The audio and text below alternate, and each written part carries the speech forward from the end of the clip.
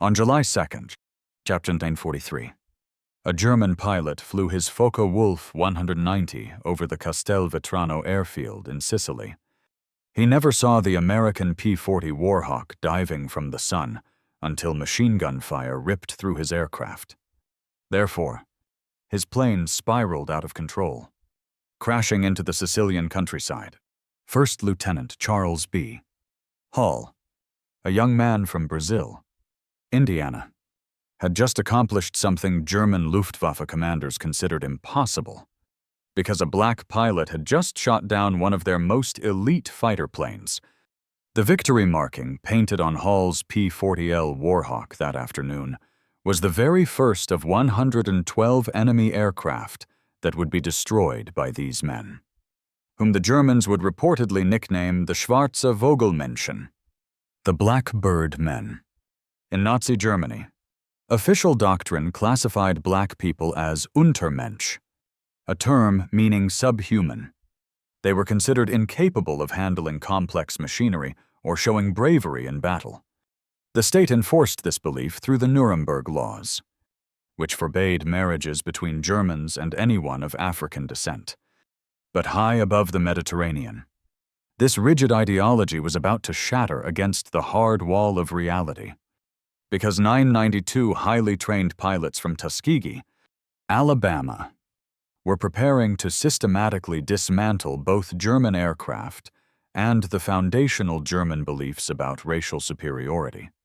What the Luftwaffe pilots did not realize as they ascended to meet American bombers in 1943 was that they were flying to face some of the most disciplined and motivated pilots in the entire United States Army Air Forces.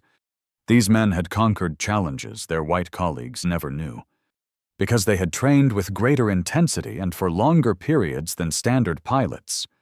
They carried into combat not only the duty to their country, but also the immense burden of proving the capabilities of their entire race. The story of aerial combat over Europe would soon be told through cold, hard numbers. 15,000 combat sorties. 578. And 112 aerial victories. Therefore, they achieved a bomber escort loss rate far lower than their white counterparts. Statistics that would force even the most fervent Nazi supporters to see the failure of their racial theories. The path to that first triumphant victory did not start on the battlefield. It began in the deeply segregated landscape of America. Because in 1925, the U.S. Army War College issued a report titled Employment of Negro Manpower in War. It officially concluded that compared to the white man, the black man was of inferior mentality and inherently weak in character. This document from the military's highest levels claimed black soldiers were not intelligent enough for technical jobs or courageous enough for leadership. But even as this prejudice persisted, a few pioneering black Americans were already proving it wrong. Eugene Bullard had to fly for France in World War I because his own country would not let him serve. Bessie Coleman earned her pilot's license in France in 1921 because no flight school in America would teach her. By the 1930s, the Coffey School of Aeronautics in Chicago had successfully trained many black civilian pilots, showing that the sky had no color line. Pressure for change grew as the world moved closer to another great war. Civil rights leaders like Walter White of the NAACP, labor organizer A. Philip Randolph, and Judge William H. Hastie campaigned tirelessly for the inclusion of black Americans in military aviation.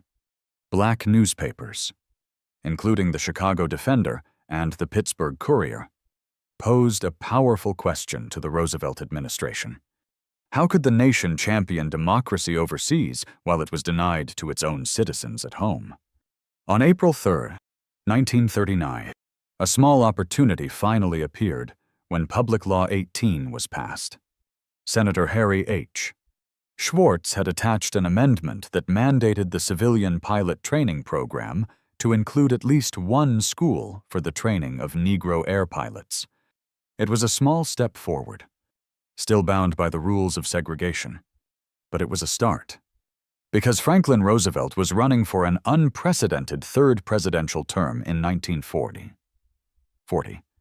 He needed the support of black voters in crucial northern states. Therefore, on January 16, 1941, Secretary of War Henry L. Stimson officially announced the creation of the 99th Pursuit Squadron, an all-black flying unit. The announcement, however, came with a condition that revealed the military's low expectations. It was to be an experiment to determine if black men could even be trained as combat pilots. Captain Benjamin O. Davis, Jr.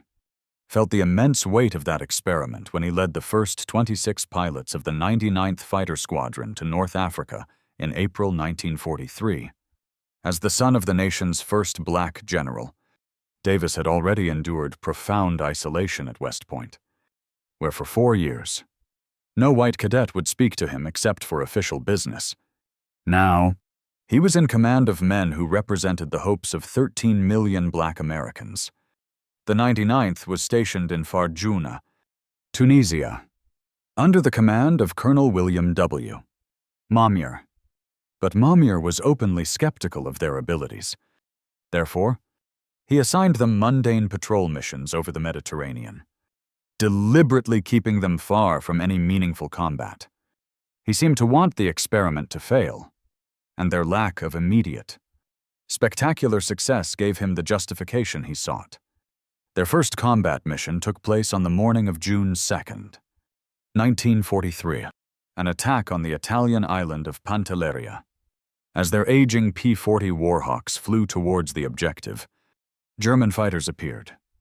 The Tuskegee pilots held their formation with perfect discipline, successfully protecting the bombers. No planes were lost on either side, but the Germans learned something important that day. These new pilots would not panic or break under fire. It was the mission on July 2nd, 1943, that truly changed their story. Charles Hall was flying his 8th mission, protecting B-25 Mitchell bombers as they attacked the Castelvetrano airfield. 2 Focke-Wulf 190s swooped down on the bombers. Hall later described the moment, saying he maneuvered his plane between the German fighters and the bombers. He managed to get inside their turn and fired a long burst of his machine guns, watching the tracers hit the second aircraft. The German plane faltered, then fell away, heading straight for the ground. When Hall returned to base, the celebration was immediate and heartfelt, because the black ground crews, who had silently endured months of disrespect from white servicemen, now had a definitive answer. Hall's victory was the first confirmed aerial kill by a black American pilot in the nation's military history. By January 1944, the 99th Fighter Squadron had been in combat for 7 months, but Colonel Mamure submitted a harsh report, claiming they were not aggressive enough and should be removed from combat duty.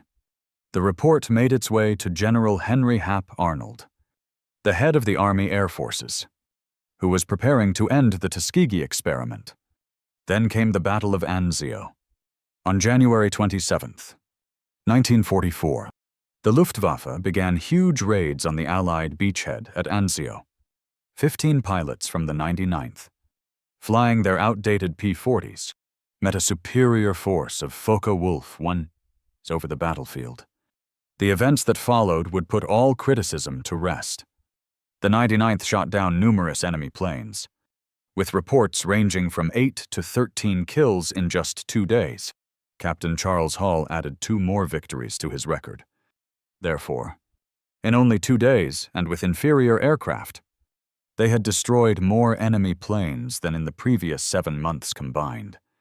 The War Department then conducted a comparative study and concluded that the 99th performed just as effectively as white P-40 squadrons. Their success at Anzio demonstrated that black pilots could not only fight, but excel when given a fair chance.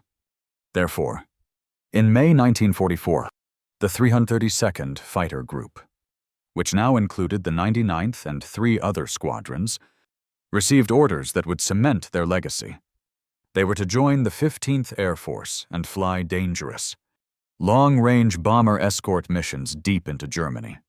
At their base on Italy's Adriatic coast, Colonel Benjamin Davis gave his pilots a clear and defining order. He told them their job was not to become aces by chasing enemy fighters. Their primary job was to bring the bombers home safely. This simple directive became their guiding principle. Stay with the bombers. Always. In June 1944, General Nathan Twining mandated a new system for marking fighter groups for easy identification. The 332nd was assigned the color red. They painted not just the noses but the entire tail sections of their P-51 Mustangs a brilliant crimson. The sight of these red tails, with their distinctive markings, soon became legendary. The bomber crews they first escorted did not know the race of their protectors. They only knew that these fighters stayed incredibly close, never leaving them vulnerable to chase personal glory. Soon, a new request spread among the bomber groups. Get the red tails to cover you if you can. July 18th, 1944, brought one of their greatest challenges.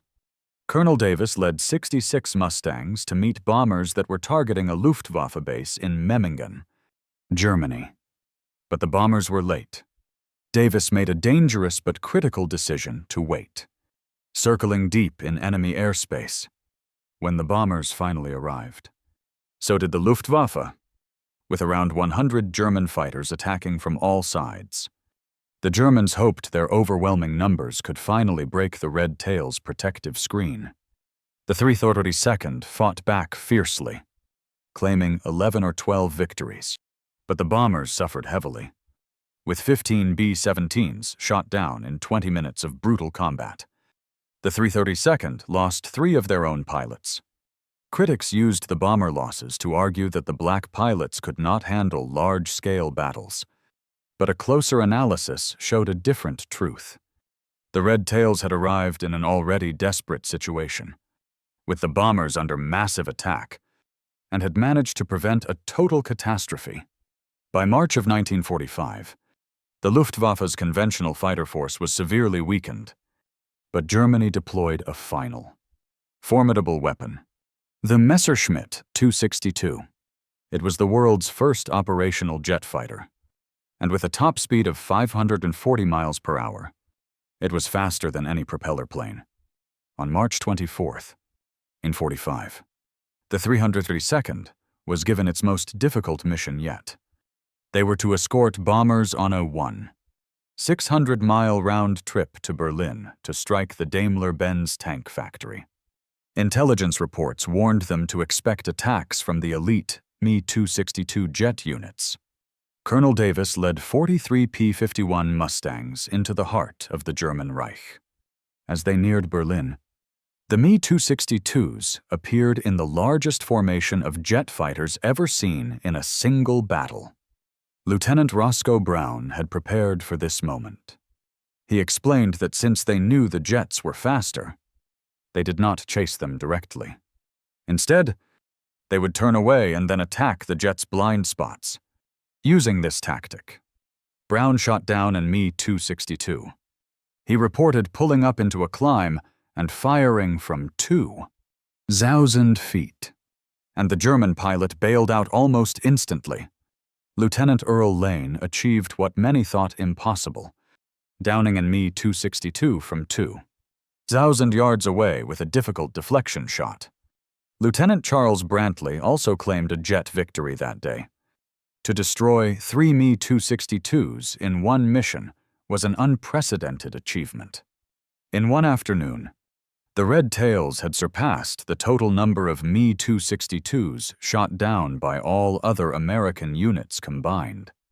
Therefore, the 332nd Fighter Group was awarded a Distinguished Unit Citation for their extraordinary performance. Not every encounter with the Germans ended so successfully. 32 Tuskegee airmen became prisoners of war, and their time in captivity revealed a strange intersection of Nazi ideology and wartime practicality.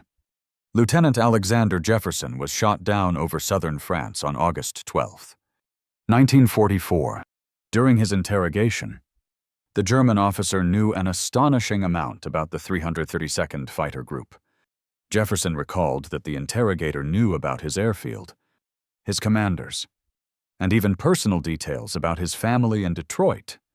Their intelligence was incredibly thorough. Inside the infamous Stalag Luft III, Jefferson was treated as just another American officer. He found that white POWs from bomber crews often came up to him to thank him for the protection the Red Tails had provided.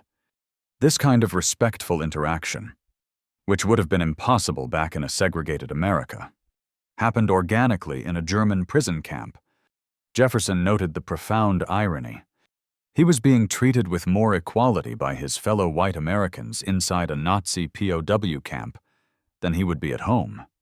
Because when the war was over and he returned to the United States, he was immediately sent to a segregated line at the port of arrival, while German pilots reportedly gave the Red Tails their respectful nickname. It was the American bomber crews who became their greatest advocates. These men, who faced death daily, cared only about what worked, not about the color of a pilot's skin. A mythology grew around the Red Tails. Bomber crews told stories of their unique flying style, their tight formations, and how they would never abandon a damaged bomber. They began calling them the Red Tail Angels. The official statistics backed up their admiration. Air Force historian Dr. Daniel Holman found that bombers escorted by the 332nd Fighter Group lost only 27 aircraft to enemy fighters. The average loss for other P-51 groups was 46. Therefore, their superior protection record was maintained even while flying some of the war's most difficult and dangerous missions. By the end of the war, the Tuskegee Airmen had built a combat record that completely shattered every negative assumption that existed before the war. They flew over 500 combat missions. They destroyed 112 enemy aircraft in the air and another 150 on the ground. They shot down 3 advanced Me-262 jet fighters in a single day. They destroyed nearly 1,000 enemy vehicles on the ground.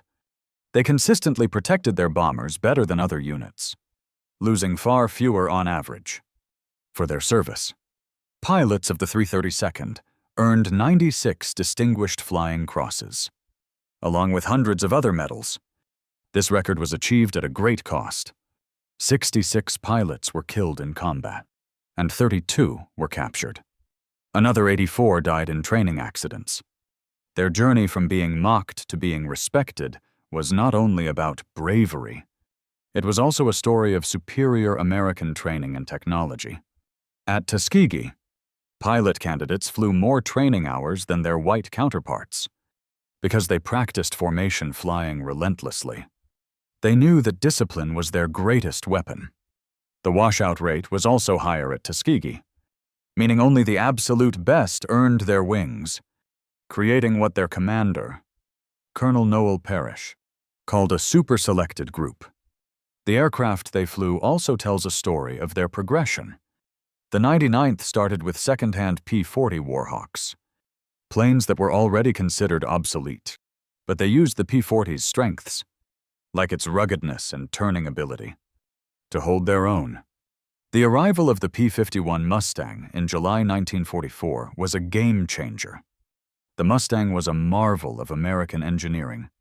Its powerful Packard-built Merlin engine and 50 caliber machine guns made it a match for any plane in the sky. But its greatest asset was its incredible range, which allowed it to protect bombers all the way to Berlin and back. Behind every successful pilot, there were dozens of ground crew personnel. Mechanics, armorers, and crew chiefs worked tirelessly to keep the Red Tails in the air. Of the 16,000 men who served as Tuskegee Airmen, less than 1,000 were pilots. The rest were the vital support staff who made their victories possible. The ground crews performed miracles with what they had. Their airfield in Italy, Ramitelli was basic compared to other American bases, and they were often last in line for spare parts. But their aircraft readiness rates were as good as, or better than, those of white units. These men also faced the dangers of war, as German bombing raids on their airfield, though rare, could be deadly. The strategic bombing campaign over Europe was the ultimate test. Each B-17 Flying Fortress was a massive investment, costing the equivalent of several $1,000,000 today and carrying a crew of 10 highly trained men. The loss of even one bomber was a significant blow. Therefore, protecting these bombers was more important than scoring individual victories. Colonel Davis drilled this into his pilots. He taught them that true discipline was not chasing a German fighter for personal glory, but staying with the bombers when they were most vulnerable.